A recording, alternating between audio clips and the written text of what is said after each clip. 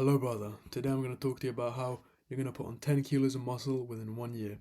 But as a student, the reason this guide is going to be so different from every other one you're going to see on the internet is because this isn't going to be how to bulk up fast, how to put on 5 kilos of muscle in 3 months, how to get really swole. No, I'm going to do that targeted to you being a student. So, targeted to your timetable, to your life, to your constraints, to your consistency, to your pressures, because I've just done this exact thing from September to September, like September 24, 2025. I did this exact thing, and this was basically all lean mass. Like, I'm the same body fat now as I was 12 months ago, but I'm 10 kilos heavier.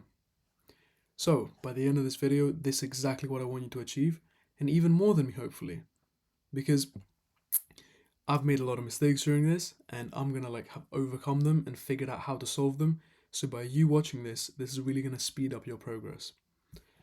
And this was a lot of years of cumulative effort besides the 1 year. Like, I've been working out for like 4 or 5 years now, like say 3 years properly. And there were many times where I had like stagnant periods or times when I've been doing really good. Like even during this, there was say a 3 month period where I put on like 4 kilos, and then a 2 month period where I didn't increase my weight at all. So we're gonna overcome all of that, and I'm gonna give this to you in as concise, fast manner as possible. So let's go. Number one, big house needs a bigger foundation. Say you want to build a house that is big, and the foundation of it is gonna be like this big, just a little bit bigger. No, to fit everything in. No, I want to do an extension. I want to build this part of the house here. Well, if I want to do that, well, then I have to extend the foundation to be this big, don't I? I have to increase the foundation to increase the house, even a little bit more than the house itself. So, what do I mean by this? Is you need to bulk, obviously. I'm putting this first because even if you watch just to this point of the video and then your attention span runs out, watch this point, keep this in mind, and do just this. You have to bulk, bro. You have to bulk. This is the most important thing. And I know what you'll think is, oh, I don't want to get fat, oh, it's difficult. We'll get into that in a minute. But here is just how you bulk really simply, because it can be very difficult. So here's my best advice. Number one, split your meal timings better. So, for example, I remember there were many times where I would skip breakfast, and then I'd have like a small lunch at school, and I'd get back and I'd have like 3,000 calories remaining to eat in like 4 hours. And I'd think, how am I supposed to do this? And say even on the days when I would do it, well, then I'd eat 3 massive meals, and I'd sit like for 4 hours just barely being able to move. Well, how do we overcome that? We split our meals up better. We have manageable meals on more times across the day. So we're gonna have breakfast, like an early breakfast. Then we're gonna have a lunch. Then we're gonna have a dinner. Then we're gonna have like a late night, meal, an extra one.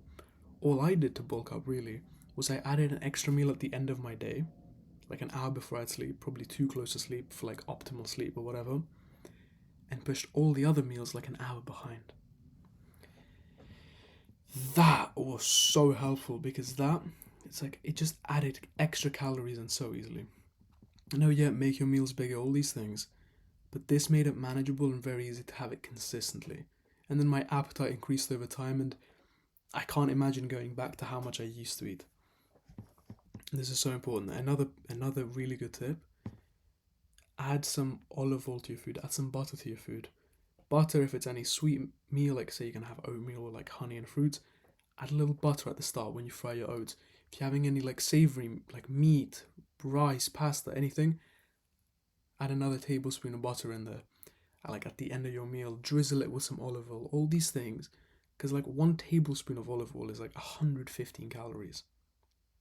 Imagine if you drizzle like an extra tablespoon or 2 worth of olive oil across like your finished meals throughout the day. That's an extra 300 calories. Boom, right there. Obviously, don't really go above that. You don't want to be increasing your fat content way too much. But 2 tablespoons of raw olive oil that hasn't been cooked, fantastic, super easy. Same with butter. Really, really, really helps. Next, why do people put on braces knowing it will make them more? So, I know you just heard this and thought, man, yeah, but like I'm in school, I don't really want to like put on too much. like bulk up too much because you know it's going to increase your body fat by a little bit. So like 95% muscle, 10% fat, give or take. Well, the unfortunate reality is that you are going to have to bulk, and this is a temporary issue. But beside, like, yes, you're going to look slightly less attractive because no, your face is going to be less sharp and whatever. But you're going to be getting, like, you're going to look bigger, you're going to look stronger, your neck's going to fill out, you're going to just look better overall. And then when you initially like cut the fat off, or in this scenario, it's like take the braces off, you're gonna look way better. It's like people put on braces 18 months, 24 months, knowing for that time period they're gonna look worse. But when they take their braces off, they're gonna look so much better. It's delayed gratification. That's what's so important about this, is that yes, say you go through like a 9, 12 month period of bulking. Are you gonna have a little bit higher body fat? Yes. But at the end of it, think how much better you'll look in general just being that much bigger and stronger. And then cutting off that extra 2%, 3% body fat is going to be so much easier as opposed to just trying to stay skinny. Because, you know, you can stay skinny if, like, say you're 16 right now. You can stay skinny when you're 16 till the time you're 25 and just look the same. Or you can bulk up for a year or two, like have two, 3 good bulks, and then by the end of it, you'll look genuinely so much better.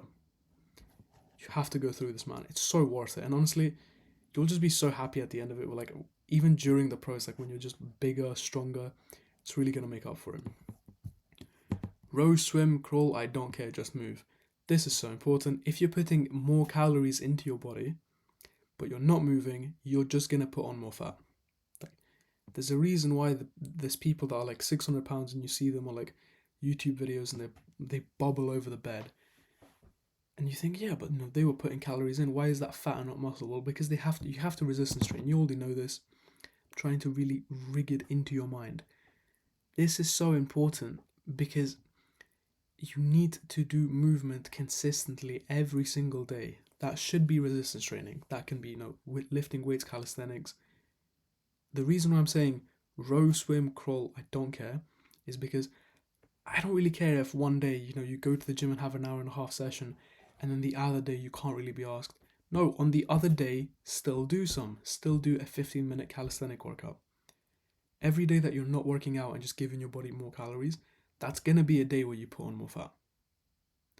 If every day it's like, even if you had a quick 15-minute hard workout and you feel really good, that's a day where your body needs the protein and the calories to repair the muscle. Do you see what I mean? If you just give it extra calories and there's no muscle tissue for it to repair, or like you worked out yesterday, so it's like it's repaired it overnight and there's still like a little bit for it to do. Not enough. Try do stuff, man.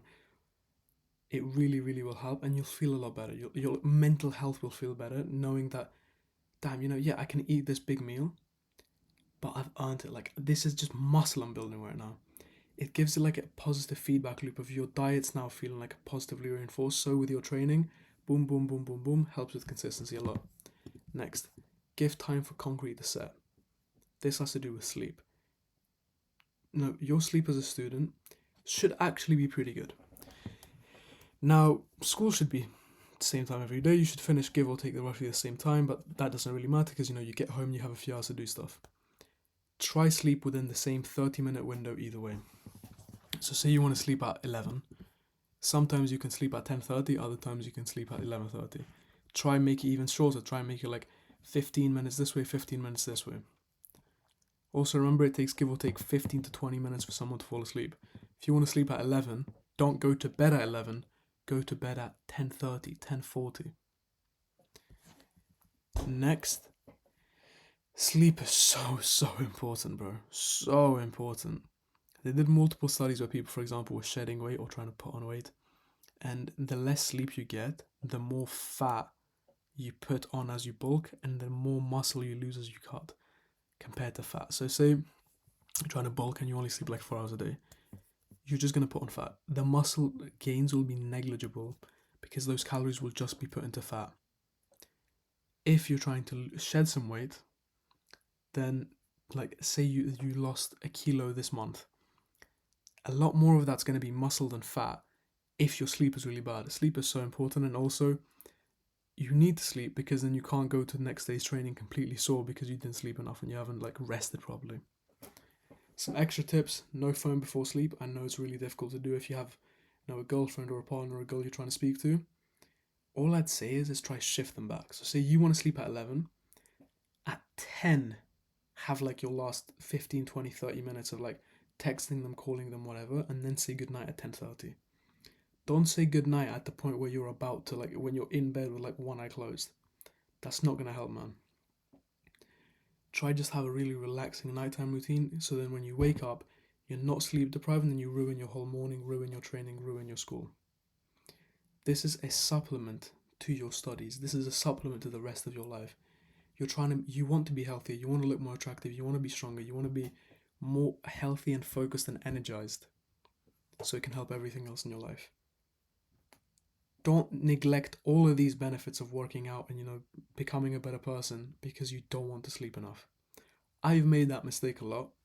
Please don't make the same mistake as me. Allocate at least 7 hours to bed at night. And I'm talking not from lay down at 11, get up at 6. No, lay down at 10:30, get up at 6. Like, try and make that 7.5 hours, try and make that 8 hours. Push it back, increase this either way. It's really, really gonna help you, man. Supplements, super quick. Didn't take any protein powder. Took some vitamins like vitamin D, zinc, magnesium. Ashwagandha, honestly, just, I can't tell you they did anything, man. Like, the times when I've been taking them or not taking them, like a month on and off period when I'm consistent or not, didn't see anything happen. That may just be because I wasn't like deficient in the vitamins, because I was taking them before as well. So it's something to look into. I can't really promise you anything with that. Something I took almost every single day, and from the time I started till the end of the year, I saw it did an amazing effect, was creatine. Creatine, so good. Natural, you can have it in tomatoes or beef, but you're not going to eat 3 kilos of beef a day to have your daily supplement needed. Instead, buy the can, like the plastic tin, whatever you want to call it. And this is so much cheaper as opposed to buying protein powder, because protein powder, I found it's going to be like £30 or $30, $40, whatever that would be for you, like depending on where you are. And that's for 1 month supply. Stretch it to a month and a half if you're not taking it every day. Well, creatine, I should only buy it 3 times a year for the same price as 1 month's worth of creatine. Do you see the price difference? And as a student, bro, you don't want to be spending £30-40 a month on protein powder, and then 10 on supplements, and then 60 on your gym, and then 60 or 80 on your kickboxing class. That all just starts chipping away at your money too much. The one supplement I'd like, the hill I'd die on is creatine. Definitely recommend it. Also, don't be stupid. Don't take a big water bottle and be there trying to dilute it in the whole thing, and then you have a liter of water that tastes horrible. No, take like a little glass of water, 1 or 2 scoops in, mix it with your finger or a spoon, down it, fill with some more water to like take the remaining grains up. Do that 15-20 seconds, you're done. You're not there with a liter of water that tastes just like powder. That's torturous, man. I don't know why people would do that. Lastly, time management, how to fit this in. So, all we need to fit in is adequate sleep and adequate training, and adequate eating times. Now, you should already be have training times, and if you don't, what I'd say is, if you're beginner to this, allocate say 30 minutes. If you're more advanced, allocate an hour. If you're really, really advanced and really want to push forward, allocate an hour and a half, and that would be like an hour 15 of resistance training with adequate rest times between sets, and say 15 minutes, do some basic cardio, do like 2 rounds of on the boxing bag, and do like a 5-minute stretching and dead hangs on the pull-up bar. That's what I did, and those little things really seem to help me. Additionally to this, your trainings try to increase it over time, and if you have a gym you can go to, do that. But the thing I did, which I found worked a lot better for me, is I had like a home gym. By home gym I mean I had 2 pairs of dumbbells on the pull-up bar and like a boxing bag outside. And all I do is I'd split it up. So I'd have like 15-minute workout, 15-minute workout, 15-minute workout, 15-minute workout between my day, because for 2 reasons. Made it a lot more easy to be consistent. If I can't really be asked one day, I just come back from school and then I have an hour workout in front of me, or an hour and a half workout. Bro, I am not doing that shit. That is not happening from me. But if I had a 15-minute workout, I'll do that, bro. And once I do the 15-minute workout, well, then the next task isn't you have 45 minutes ahead of you. No, it's, oh yeah, clean a little bit now, eat some food, then you have another 15 minutes. And additionally to that, it meant that every one of those 15-minute sessions, I was so energized. It was like the first set. It wasn't the end of your workout when you're moving half the weight, like, ugh. No, every set was a hard, heavy hitting set.